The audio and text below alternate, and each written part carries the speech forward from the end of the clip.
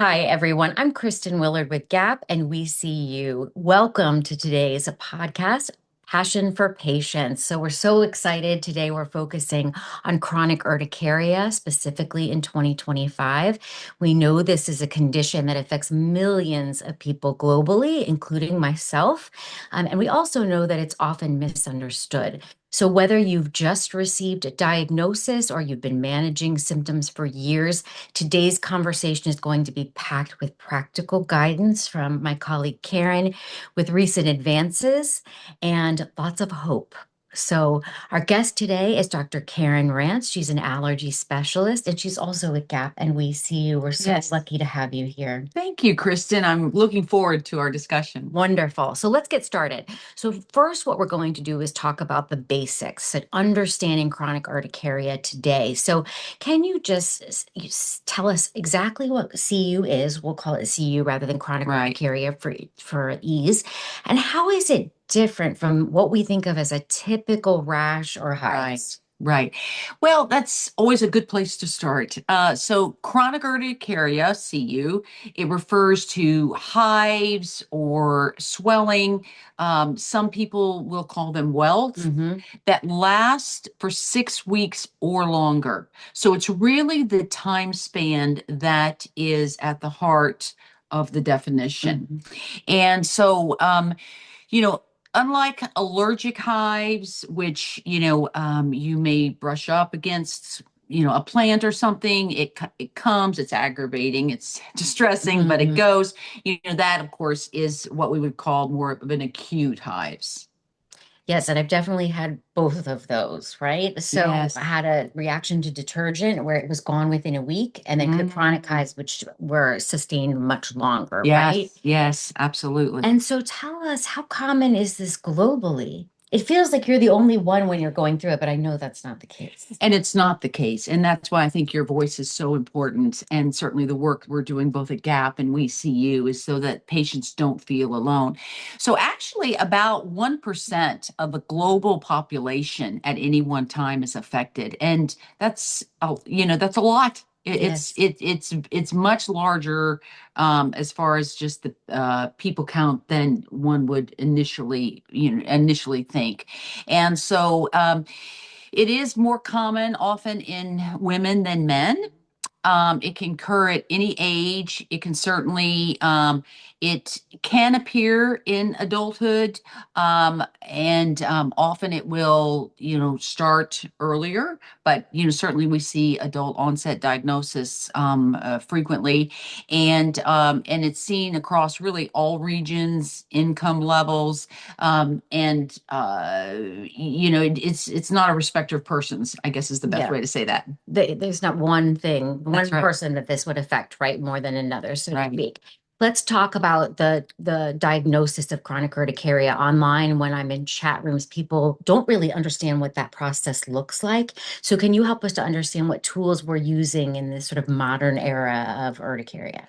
Yes, absolutely. And I think there is still a lot of confusion out there. And again, a big premise of the work that we're doing at GAAPP and We See You. So the diagnosis is primarily based on clinical history. So much like with other allergic-based diseases, I think the best thing patients can do is journal. When they are starting to see hives and they're not quite sure of when it started. Life happens, we forget dates, but whether it's something, a note you put in your phone, or you want to do a post-it note somewhere, I think just having that recognition and understanding of the timeline, is something that is very, very important to do. There are standardized validated tools, something called the Urticaria Activity Score, which and we encourage, patients to be involved with research studies, but that's where, some patients may be exposed to that, or perhaps, at their specialist office as well. The angioedema control test is just another test that the patient fills out and then gives important information, to the physician for that diagnosis. Great. Very interesting. One of the things I found most helpful in my journey to diagnosis was also taking pictures. Oh, For yes. some reason, whenever I would end up at my allergist office, they would disappear for the Yeah. moment, right? So that also Right. helped. Do you recommend people doing that as well? Love that idea. So thank you for bringing that up. That is of paramount importance. And I think the other thing, as far as setting expectations, sometimes, we don't know a cause, so has that been your case? Yes, that has Yeah. been my case. And that's something to adjust to because you're always looking for the cause with whatever Right, medical condition you have. right. And I've had to come to terms with the fact that we don't know what that is. That's right. But by that process of you journaling, communicating, working with your specialist, were you able to rule out? Yes. Oh, yes. Yes, On that journey. And also identify triggers. They're not causing it, but they're making it worse for me. that's right. That's right. That's been very helpful. That's right. That's right. So let's move on to the next thing about treatment. How has treatment evolved in the past few years? Because this is a very exciting time for those of us with chronic urticaria. Yes, it is. We're finally seeing some movement Right. as far as research. Well, I think the standardized treatment of antihistamines is still front and center, right? So we can use antihistamines up to 4 times, the dose as needed. But for patients where they have breakthrough symptoms despite, the antihistamines, we do have a biologic, available. We actually have two biologics that are now available for treatment. And granted, we are advocating for improved access around the globe for those, for omalizumab and dupilumab. But those are available.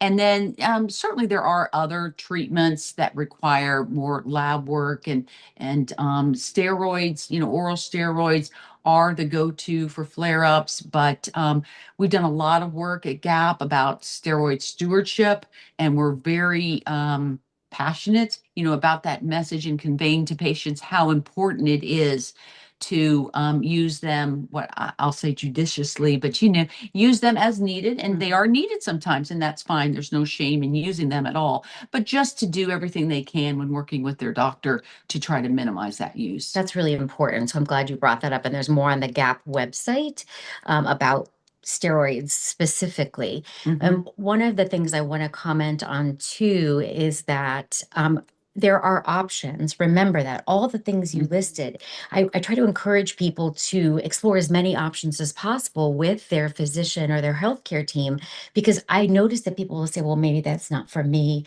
Well, just ask about That's it. You right. don't know until you have all Right. the information at your fingertips. Very So important. Very I important. think that that's Yes. that's important. Yes. So let's go back a second. I alluded to my triggers and identifying what those were. Mhm. Can you talk more about lifestyle, environmental triggers?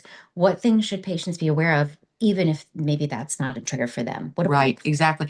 So I think when you're considering the realm of possibilities of triggers, so back to the importance of journaling and being self-aware, that will help to be empowered, to empower yourself.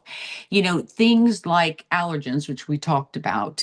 So, is when they are around, a given animal, to tree, eating something, Yes. right? So do they notice any pattern, right? Mhm. Is it, if they have the hives, is it making it worse, or are they just, arising for the first time? Stress Mhm. is, I think, the, kind of the hidden, the hidden evil one here, because, when I would tell patients, we would talk through, maybe they just started a new job, or they've Mhm. moved, or, all those things in life. Their child had, was having, some issues that needed attention. Anyway, the normal stressors of life, those can be a trigger for our chronic urticaria. And the reason is we have one immune system. Mhm. So if our one immune system is, having to fight off the, whatever may be aggravating, or the process for those hives to manifest in the body. But that same immune system is very stressed because of normal life. Something's got to give, Yes, right? that makes sense. So I think it's very important to recognize the the place that stress has in all of that, doing yoga or, talking with a trusted colleague or friend or parent, can certainly help. Sometimes pressure on the skin, Oh, you know, yes. certainly certain temperature changes can be a trigger for some, and even some medications. So, that's why there's really no substitute but for pencil to paper or on your phone, keep your Yes. notes app. But, what have you just consumed, eaten, done? Where have you been? And then in time, you can put on your private investigator hat and say, maybe there is a pattern and maybe there's not. But it's also back to where you had shared, which I think is an important message of we don't always have an answer, right? But you had to go through that. You had to go through with your physician, and kind of go through that process of like, okay, it's not this, it's not this, it's not this, it's not this, it's not this. Oh, absolutely. Yeah. And that, I think that journaling helped a lot. Keeping that diary helped a fair amount. And the other thing is that it can be things that you take for granted that are just part of your routine that may have an impact on your hives. For me, it was bathing, I noticed, really Interesting. made them flare. And it's just things that you don't think about, right? Right, We're so used to exactly. doing these things as part of our That's right. everyday lives. So Yeah. journaling and keeping track of them, I think, can be really Yeah, helpful. absolutely. Okay, so let's switch gears a little bit and hear what you've heard from patients. So, what do they say in this era? What are their biggest concerns right now about their Yeah, experience with CU? yeah. Not only what I'm hearing, but what we see in the published literature is that it's still in 2025. The primary distress, if you will, challenge is just the misdiagnosis. The feeling that patients have that no one's listening to them, Yes. and so that's not necessarily new, but despite what we refer to as, the evolution of biologics and some of these newer steroid sparing treatments, we still have that going on. And I think that's a big mission of what we've worked on here at GAAPP as far as our advocacy, and also we see you. With GAAPP, we have this particular tool that I'm very fond of is shared decision making, is really helping, how can you guide, that conversation. But, I would say that it's important for patients to realize that their voice is to be heard, it is to be respected. And they, if they feel that they're not getting the answers they want, then I would really encourage them to, perhaps, go to one of, we have a number of member organizations that, maybe they can help them find someone who will listen, because that is still quite an issue. Obviously coming subsequent to that is, individuals feeling isolated, Oh, yes. feeling anxious. One thing that about hives, especially the chronic urticaria, when there's an unknown cause, is my niece has chronic urticaria and she was getting married. And, that's obviously a stressor. So, her answer, which I thought was quite brilliant, she just did a spray tan. It worked for her. It did work. It did work for her. And then a style of a dress, she was covered with. So I say that to say that, there's real life that goes on.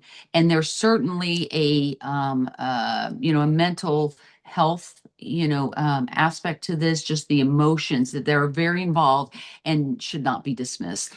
Absolutely. I think when I think back to my experiences when my flares were at their worst, my anxiety was absolutely through the Was roof. it? Absolutely. And I know that only aggravated the Yeah. situation, but it was a cycle I could not control, And to did be you feel honest. like that anxiety, spilled over to other areas of your life, not just Yes, everything. It really impacts everything. And it's hard Mhm. to explain that to people because it isn't really like mosquito bites. It's just, it Right, takes over everything that you right. do. And it's very visible. So unfortunately, there's some people in the public that one may encounter, may not be kind, and perhaps it's natural curiosity, but nonetheless, it comes across as, someone who is not sensitive to how disturbing that may be for the patient. That's right. And you're just getting yourself out of the house. You're able to do That's that, right. right? And this is Yeah. what you encounter. So Yeah. I think that's also a good point about why it's important to talk to other people who Yes. understand your experience, Yes. because you feel at home then, Yes, right? Like absolutely. that you're not isolated.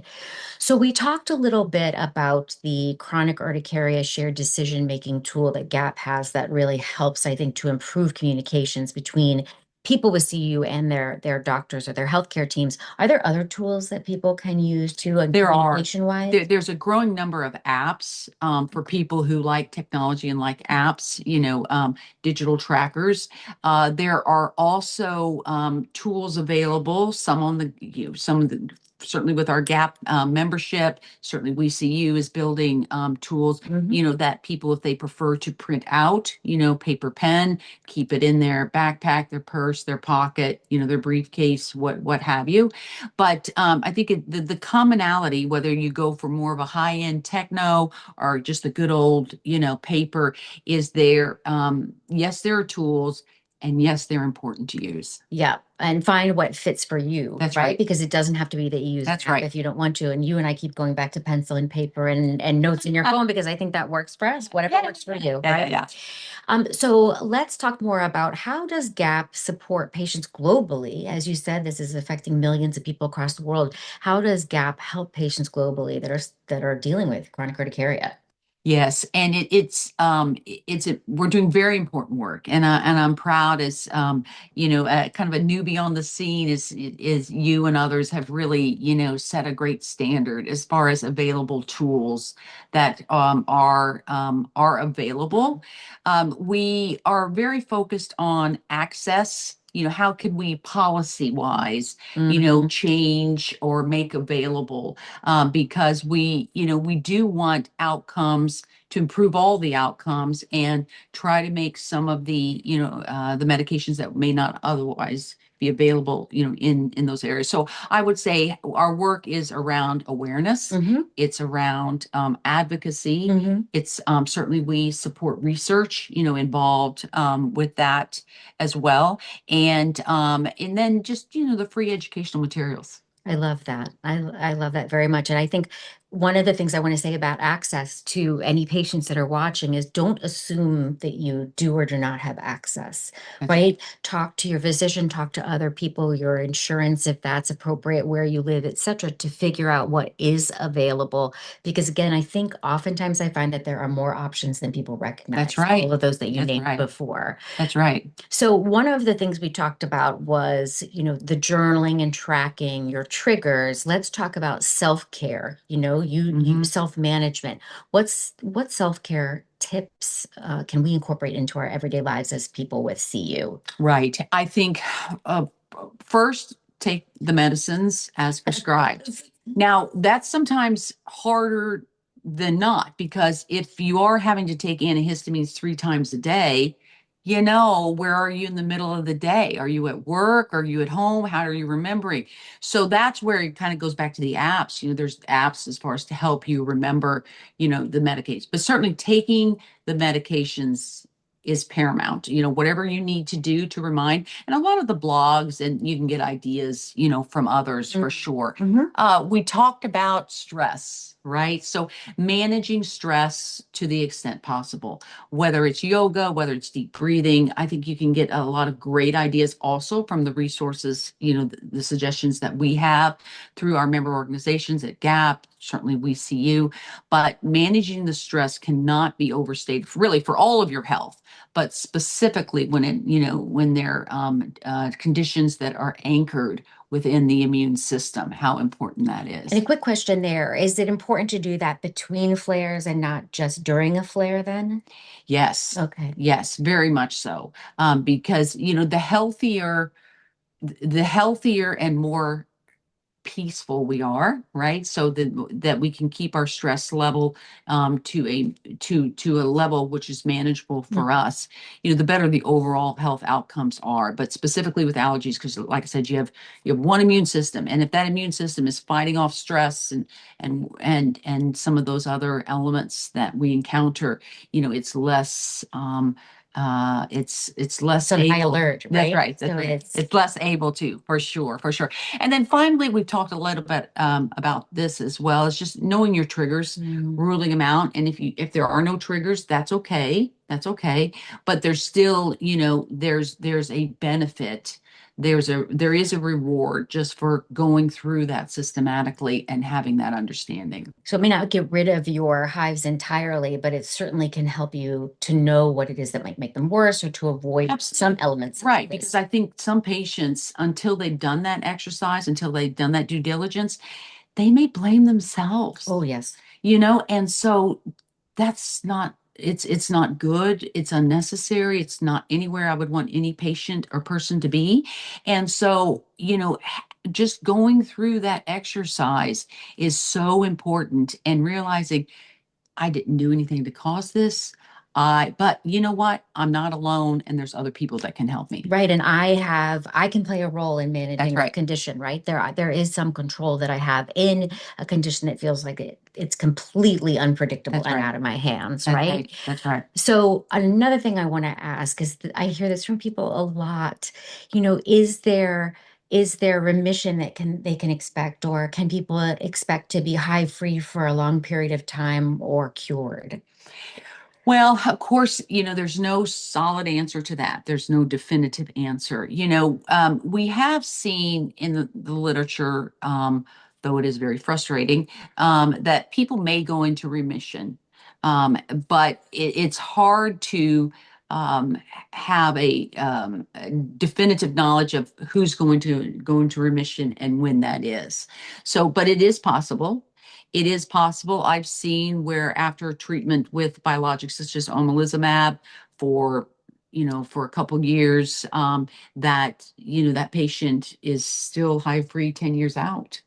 So it's so variable, but it is possible. It is possible. And I feel like that's where I am right now. But I will say that I never feel like they're gone forever. I still think about it because of the anxiety it caused. How But long have you been in remission? 5 years since I last had. Congratulations. Yeah, so I hope that continues, and the 10 years sounds very good. Yeah. Let's all try for that. That's right. That's right. That's right. One of the things I mentioned before, and you said in your experience with patients, this was the case, is that this impacts every facet of your life. Yeah, it does. Right? So obviously, there are many people, you said in adults mostly, first diagnosis, who are in school or workplaces, or obviously everyone is in these interpersonal relationships.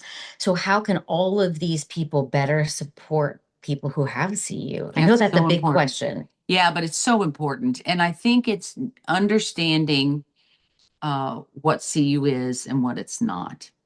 It's not contagious. It is not due to poor hygiene. It is most often not due to anything that this person has caused. Even if you identify the trigger, again, they've not caused it. Right. So I think the best support that can be offered is something that's non-shaming, just to say, okay, this is something that we will work through, we will deal with together. And then helping, those individuals adjust, understanding what their triggers are. Do they need to, adjust their clothing? Do they need to help them, if they are in a very stressful point of their life and the hives are frequently, exacerbating or getting worse, is there something I can do to, help that person's stress load?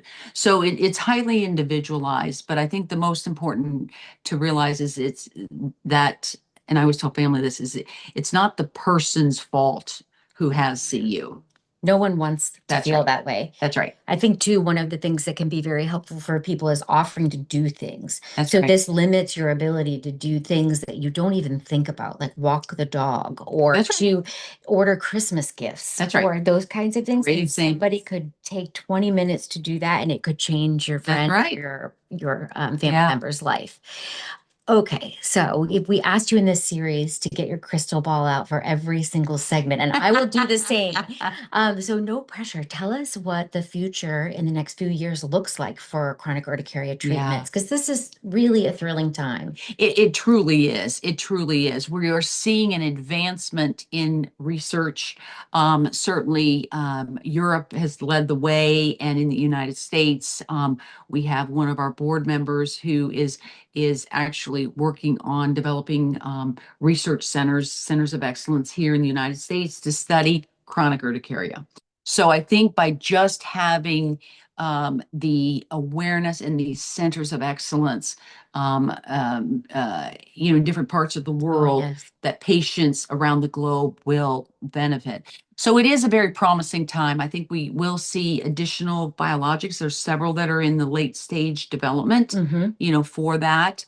And they, again, those are benefiting those patients who are not currently able to be controlled on antihistamines, and certainly we want to avoid, the chronic use of steroids. Sure. So we are seeing some non-biologics therapies as well, including, different by mouth, pills, and so we will. I think we'll hear more about that in 2026. So that's, certainly good. And from a technology standpoint, I think we're going to see an escalation that mirrors the adoption of AI around the world. Wow. So there's and these tools are good. And I would encourage patients that maybe you tried an app, I don't know, 6 years ago or 10 years ago, and you're like, oh my gosh, this is just so, but I think you need to take a refreshed look, because some of these newer tools, we've learned so much about how to improve patient adherence and usability that it may be worth a second peek. I'm laughing because you're describing me. So, okay, this is a good note to go back and to not assume everything's the same as it was in That's right. 2005. That's right. Well, in closing, what kinds of messages, just a few top points you want to leave people with today? What do you want them to take from this conversation the most? Primarily is that they're not alone. That certainly we are working diligently in advocating, raising awareness for patients like them with chronic urticaria. Certainly, VCU is working on that in tandem as well. And I think it's just believing in themselves that, and really demanding respect, right? If they encounter someone, a healthcare provider that's not empathetic or not listening to them, okay, all right, then find someone else, because don't take it personal as it, because I really just want, if anything, is just for the patients to feel empowered, that they can really engage and learn more, about this. I love that, because you feel so at a loss of control when you have Right. this condition, that to feel empowered that you actually could affect change for yourself, I think is a really lovely message. Yes. Nice to hear. Yeah. And so where can people go for more information? So our GAAPP website has a section that is dedicated to this urticaria, and Hives. It also, interesting enough, we have information about steroid sparing, which is just a fancy way to say, we really want patients to be aware of, what treatments and how to advocate for themselves to not have to resort to using, prednisone chronically. And so on the education portion of the website, you can find all the disease states listed. Urticaria is one of them. And there you can find, patient and family flyers. We have a lay version of the International Patient Charter. And I think we have it in 20 languages now. Yes. So I think it's important just to dive in and take a look at what's available, and you'll find whatever it is that's a good match for you. So truly, I think this has been so helpful. Even knowing you, this has been helpful for me separate from our work together. So that's quite nice. And I really just appreciate your time and everyone Absolutely. who is watching or listening.